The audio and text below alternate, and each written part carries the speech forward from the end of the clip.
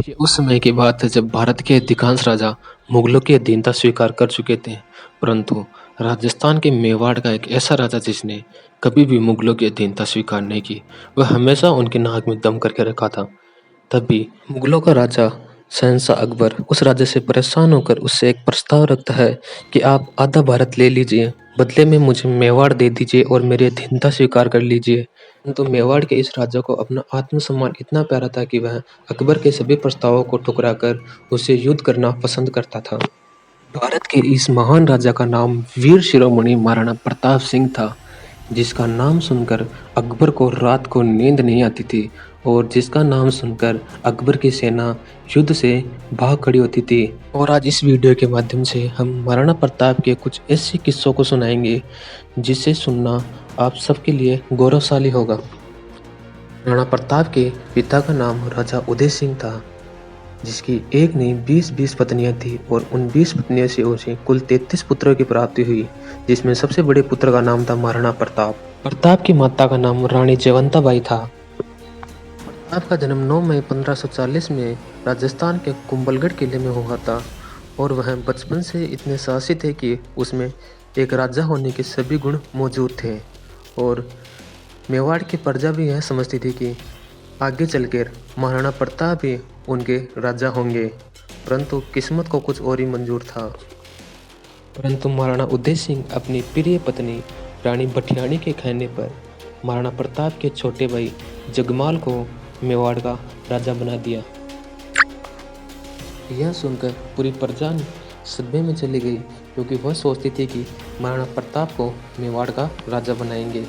परंतु कुछ राजा उदय सिंह की 20 पत्नियों में उनकी सबसे प्रिय पत्नी थी धीरबाई भटियाणी, जिनके कहने पर राजा उदय सिंह ने मेवाड़ का राजा जगमाल को बना दिया और वह इस योग्य था ही नहीं कि वह मेवाड़ का राजा बन सके।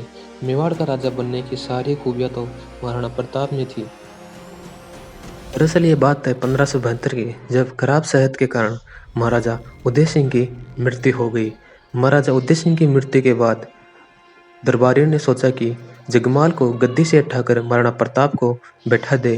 तभी महाराणा प्रताप का सबसे पहले राज्याभिषेक गोगुंदा में हुआ था। उसके बाद महाराणा प्रताप का कुंभलगढ़ में राज्याभिषेक कर दिया और यहीं से शुरू होती है मेवाड़ के इतिहास की एक अनोखी दास्तान। दोस्तों, दिल थाम के बैठ जाइए, क्योंकि अब हम बात करते हैं महाराणा प्रताप के उन ऐसे कार्यों की जिसका नाम सुन के अकबर भी दहल जाता था। दरअसल मुगलों का राजा उस समय अकबर हुआ करता था और अकबर ने लगभग सभी राजाओं को अपने अधीन कर लिया था, पर अकबर को मेवाड़ चाहिए था। जो महाराणा प्रताप का मेवाड़ था उसे अकबर किसी भी हालत में अपने अधीन करना चाहता था, क्योंकि जितने भी व्यवसाय कार्य होते थे वह मेवाड़ से होकर ही गुजरता था। महाराणा प्रताप को अधीनता स्वीकार करवाने के लिए अकबर ने अपने 4 शिष्ट मंडलों को भेजा, जिसमें जलाल का, मान सिंह, भगवंत दास और टोडरमल था। अकबर ने अंत में यह तय कह दिया कि चाहो तो आधा भारत ले लो, पर मुगल सल्तनत के अधीन रहकर काम करो और बदले में मुझे मेवाड़ दे दो। परंतु वो तो महाराणा प्रताप थे। उन्होंने अकबर के हर प्रस्ताव को ठुकरा दिया और अंत में अकबर परेशान होकर युद्ध करने की सोची। और यह बात है महाराणा प्रताप के राजा बनने के कुछ साल बाद ही 1576 की, जहां हल्दी घाटी के मैदान में एक तरफ अकबर की सेना और दूसरी तरफ महाराणा प्रताप की सेना थी। आपको जानकर ये हैरानी होगी कि अकबर की सेना के मुकाबले महाराणा प्रताप की सेना महज 25% ही थी, क्योंकि अकबर की सेना में 80,000 सैनिक थे और महाराणा प्रताप की सेना में तकरीबन 16,000 सैनिक ही मौजूद थे। लेकिन इस युद्ध में महाराणा प्रताप के सैनिकों ने मुगल सैनिकों को इस तरह मारा था कि आज भी यह सुनकर लोगों की रूह कांप जाती है। दरअसल यह युद्ध हल्दी घाटी के मैदान में लड़ा गया, जो कि अरावली की पहाड़ियों के बीचों बीच स्थित है। इसे गोगुंदा का मैदान भी कहते हैं।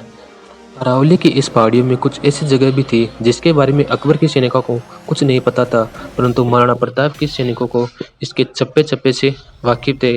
इसीलिए तो महाराणा प्रताप के सैनिकों ने अकबर के सैनिकों का बहुत बुरा हाल कर दिया था।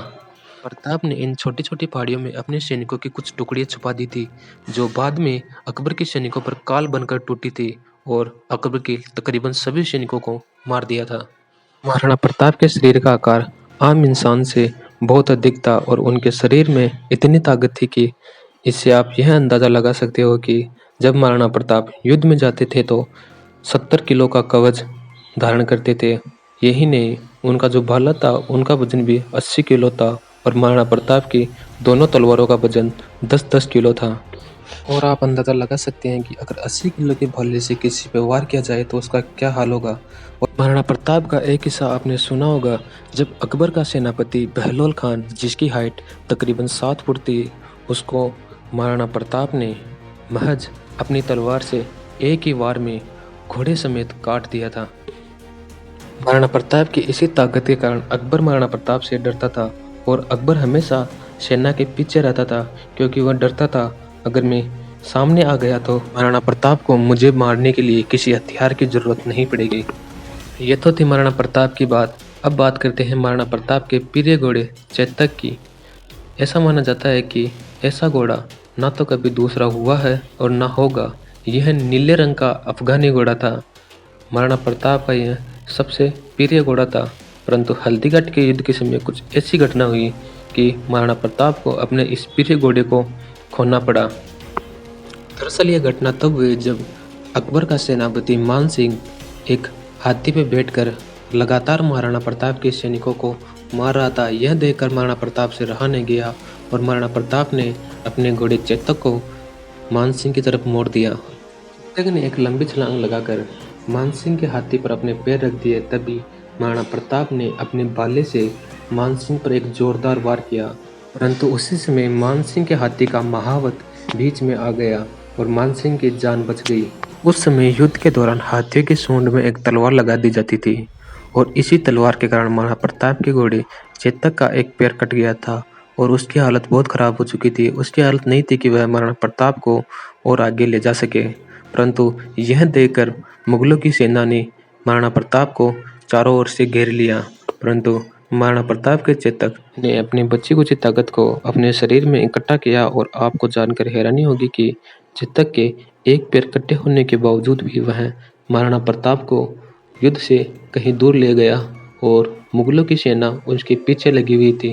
चेतक एक पैर कटा होने के बावजूद भी बहुत तेज गति से दौड़ रहा था और सामने एक 22 फीट लंबी खाई थी।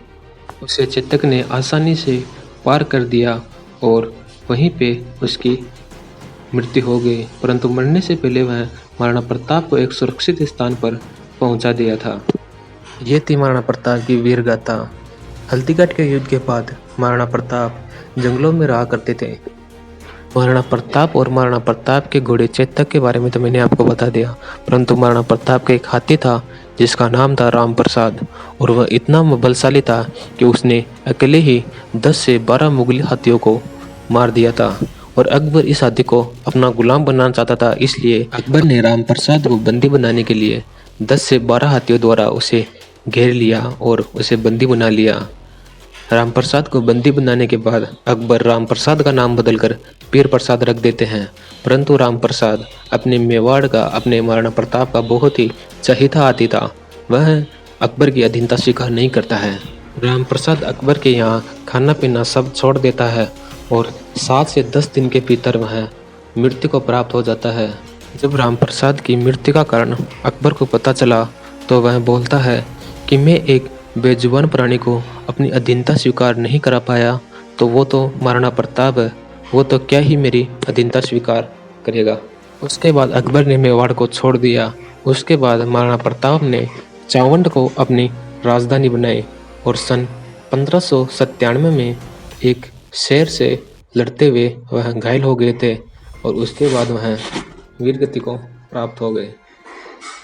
कर्नल टॉड ने हल्दीघाटी के युद्ध को मेवाड़ की थर्मोपोली कहा। अबुल फजल ने हल्दीघाटी के युद्ध को खमनोर का युद्ध कहा। इस युद्ध में उपस्थित इतिहासकार बदायूनी ने इसे गुगुंदा का युद्ध कहा। और मैं आशा करता हूँ कि महाराणा प्रताप की यह गाथा सुनकर आपको अच्छा लगा होगा। अगर आपको वीडियो अच्छा लगा हो तो प्लीज़ वीडियो को लाइक कीजिए, मेरे चैनल को सब्सक्राइब कीजिए और बेल आइकन को दबा दीजिए। मिलते हैं अगले वीडियो में। धन्यवाद।